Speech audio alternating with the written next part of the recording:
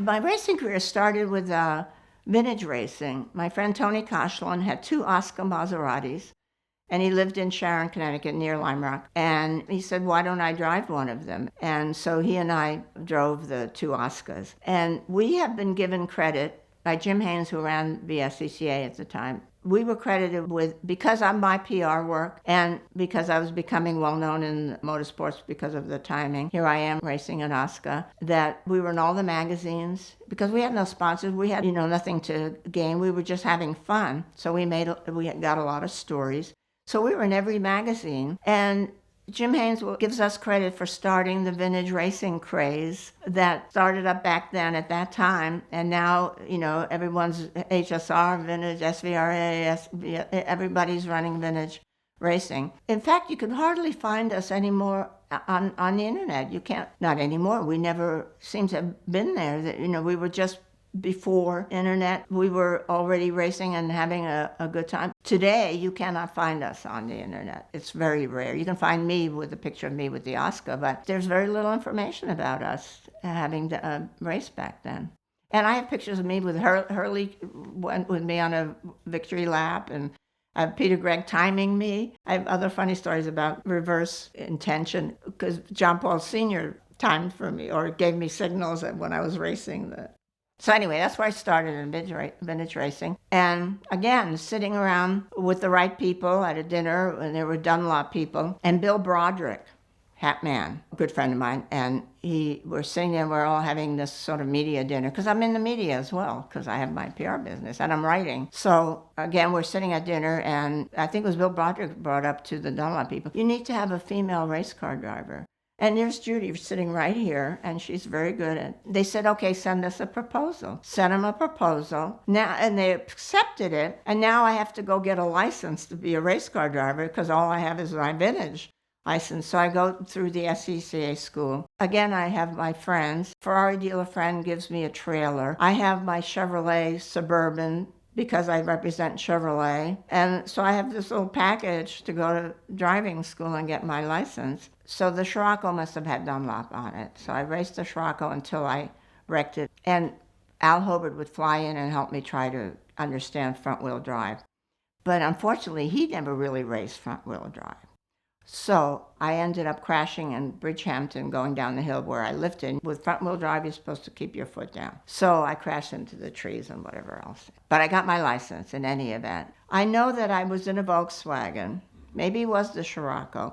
There's an ad that Dunlop put out. It's a great ad. To this day, the wording is fabulous. So that particular ad was featuring the Volkswagen more than me for Dunlop, and I'm representing Chevrolet, and they said, this doesn't look right. Something isn't right here. So I switched to a Chevy Monza, and Bill Mitchell, not the GM Bill Mitchell, but Bill Mitchell, Cannonball Cars, he's worked with Bill Warner. He took care of the car, the Chevy Monza. So then I switched to a Chevy Monza and ran showroom stock, and I raced a Pacer. I've never owned a race car. These are all cars somebody else owned.